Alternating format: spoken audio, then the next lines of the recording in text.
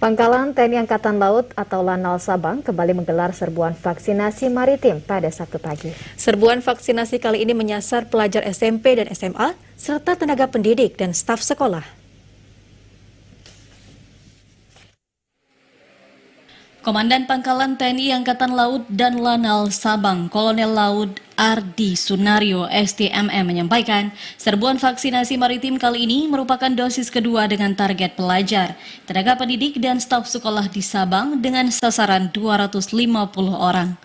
Namun tetap dilayani pemberian dosis pertama. Vaksin yang digunakan kali ini masih jenis Sinovac. Diharapkan dengan serbuan vaksinasi maritim ini dapat meningkatkan herd immunity masyarakat Sabang, sehingga percepatan pemerataan vaksinasi dapat tercapai dengan cepat.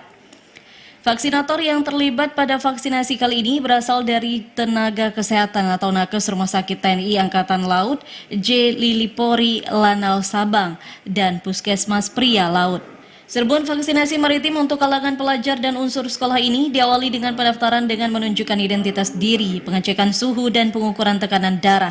Selanjutnya, screening kesehatan sesuai standar Kemenkes RI. Setelah tidak ditemukan masalah, peserta menuju tempat vaksinasi untuk mendapatkan suntikan vaksin dan diakhiri dengan observasi. Dari Sabang, Mahfud, TVRI Aceh melaporkan.